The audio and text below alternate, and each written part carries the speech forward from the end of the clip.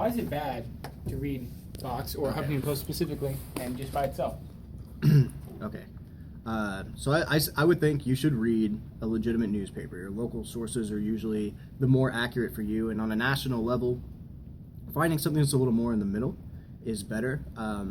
Because if you only read HuffPo or you only read content from Fox, you're going to get two sides, or you're going to get one side of a story when you could have both, if you would go both ways. So finding something in the middle or just reading everything is better, and you should never read the tabloids or sensationalized media, because that's not news, that's entertainment. I mean, you can read them for entertainment, just don't take it to heart.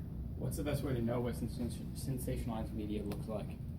Ask yourself, look at the lead, and compare it to the nut graph. I mean, if the lead is Barack Obama, or okay, for example, this was an actual Fox News story. So Michelle Obama wanted to get healthier food in schools. Fox's take was the old-fashioned all-American hamburger wasn't good enough for the Obama family. If you read that headline and the lead is at something like the First Lady doesn't think that America's #1 food is good enough for Americans, you can assume that's a little opinionized no matter where it comes from. Or if you read a headline and says the First Lady thinks that our schools are trying to poison our children with horrible food, I mean, that may be on the other side of the aisle, but equally as bad. Just find something that says Michelle Obama has this proposal in play, this is what it would do. Here's some opinions from sources. Okay. How do you talk to people that have only read things like Fox News, dependently on Fox News or dependently on the opposite side of that with HuffPo?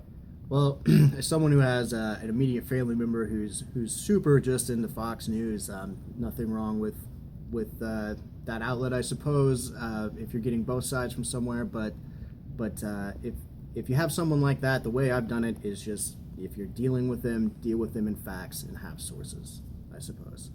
You're not going to change anyone's mind. We all work in the media, you can't sway people's opinions. So the best way to do it is just make sure you're right and you know you're right. As a journalist, how do you stay away from sensationalizing a topic? How do you connect with readers, but at the same time prevent yourself from overemphasizing opinion or impacts? Well, I think that if you're looking at a story, I mean, anything can have two sides. You can look at a fundraiser and you can report that, there was this awesome fundraiser that this many people came out to, or you can report that even though this many people came out, there were, in the end, because of how elaborate the event was, they lost money on the deal. Those are two sides.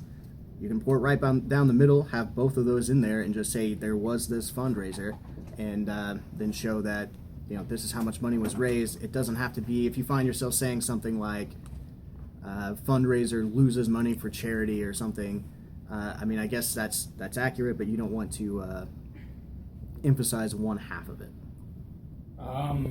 Do you think even today's balanced media, even the media that's more towards the middle, like Washington Post or New York Times, do you think they have a problem with, this is definitely a leading question, but do you think they have a problem with forcefully balancing sides?